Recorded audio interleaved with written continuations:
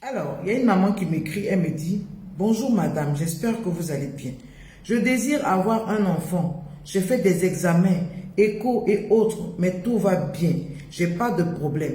Ce qu'on m'a dit, mes menstrues viennent normalement, tous les mois, sans problème. Je fais des rapports fréquemment, mais toujours rien. Cela dure maintenant 1 an et je ne comprends rien. J'ai besoin de conseils. Ok, je vais te donner les conseils, ma chérie. Mais dans tout ce que tu m'as expliqué là, je n'ai pas vu la partie où tu as dit: mon mari aussi a fait des examens et tout va bien. Vous oubliez souvent de regarder du côté de votre partenaire. Parce que si tu me précises que tu as des rapports fréquents, ça veut dire que tu sais très bien que il est important d'avoir des rapports sexuels fréquents pour pouvoir augmenter ses chances de tomber enceinte.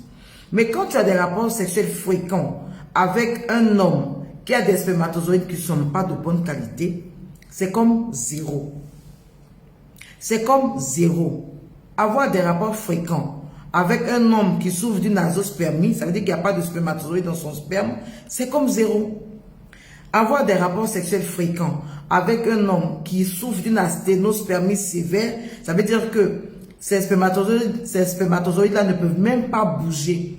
C'est-à-dire que quand ils sont éjaculés là dans le vagin, là, ils restent là, ils ne bougent même pas. Ou alors ils sont tellement lents que le temps d'arriver pour rencontrer l'ovule là, l'ovule est déjà morte. Parce que quand vous allez émettre votre ovule, quand votre ovaire va émettre votre ovule, cet ovule là, je n'aime plus qu'on dit un ovule, une ovule.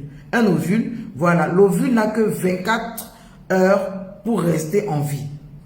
D'accord? L'ovule n'a que 24 heures pour rester en vie. Au-delà de ça, l'ovule va mourir. Donc, quand vous avez un partenaire qui a des spermatozoïdes qui sont lents, l'ovule, le temps que le spermatozoïde va arriver là-bas, l'ovule est déjà morte. Donc, ça ne sert à rien d'avoir des rapports sexuels fréquents avec un homme qui a une asténospermie sévère. Ça ne va pas vous conduire à la grossesse. On est d'accord sur ça? Donc, commencez toujours par vérifier que votre partenaire a de bons spermatozoïdes.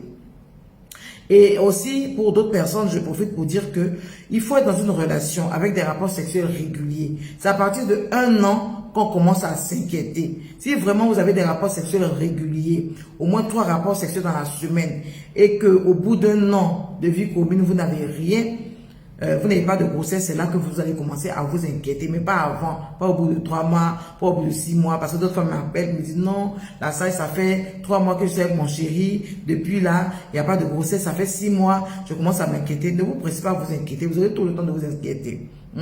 Quand vous avez atteint 1 an de vie commune sans grossesse avec des rapports sexuels réguliers, c'est là que vous allez commencer à vous poser des questions. Et quand vous posez des questions, ne vous posez pas des questions sur votre santé à vous seul.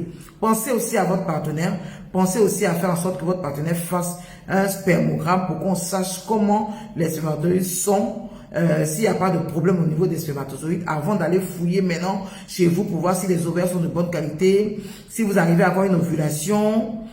Si votre homme ne sont pas bouchés, si les parois de votre utérus ne sont pas accolées, si vous sécrétez les hormones correctement. Donc, au niveau de la femme, il y a tellement de choses à vérifier qu'il faut toujours commencer par les hommes. Moi, je vous conseille, commencez toujours par les hommes. Parce que le traitement chez les hommes, là, il est long.